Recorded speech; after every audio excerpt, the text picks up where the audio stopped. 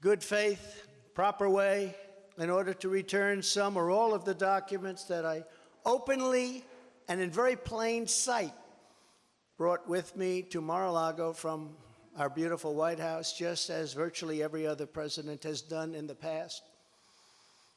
When FBI and DOJ officials with NARA were here, I told my lawyer to show them the very secure storage room in which they were locked.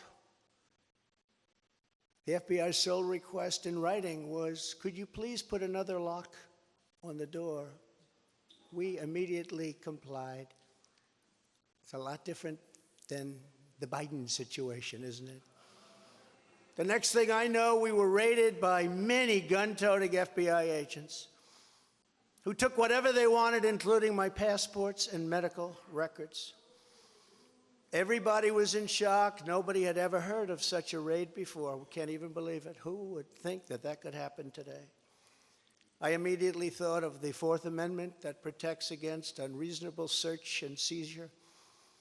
But they did it anyway because our justice system has become lawless. They're using it now, in addition to everything else, to win elections. Apparently, they're not looking at me through the view of the Non-Criminal Presidential Records Act. They came up with a new one. This is a new one. And they're looking at me through the Espionage Act. Think of that. How does that sound? Of 1917, where the penalty is death. Even though that has absolutely nothing to do with openly taking boxes of documents and mostly clothing and other things to my home, which President Obama has done, the Bushes have done, Jimmy Carter has done, Ronald Reagan has done. Everybody's done. In fact, Hillary Clinton got rid of 33,000 emails, and that was okay. But nobody's done it like Joe Biden. This lunatic special prosecutor named Jack Smith, I wonder what it was prior to a change, who others of his ilk say he is even worse than they are, is only looking at Trump, yet Joe Biden took massive amounts more documents, even removed many boxes to Chinatown. You believe that?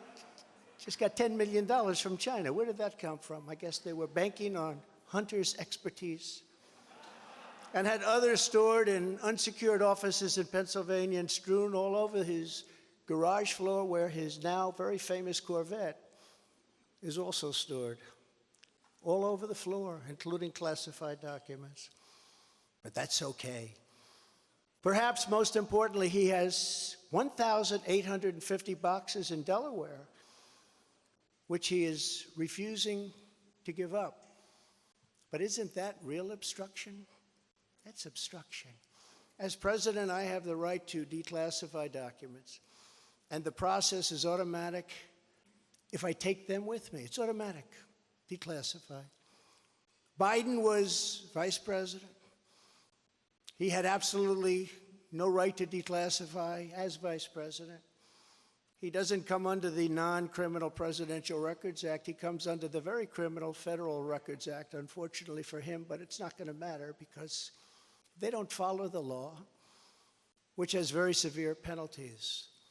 He had classified documents that he took while he was a senator, which is absolutely inexcusable. And other senators, including Democrats, are outraged. But he's not being harassed and hounded like the people who work for me are. In fact, they seem to have forgotten about his documents entirely. So many, thousands and thousands. It's okay with him. They like to say that I'm obstructing, which I'm not, because I was working with NARA very nicely until the raid on my home. But Biden is obstructing by making it impossible to get the 1,850 boxes or explain why many documents were located in Chinatown. Can't explain it. Why were they in Chinatown? I don't know. Lastly, I'm under investigation. This time a civil investigation by another racist in reverse who also campaigned on, I will get Trump.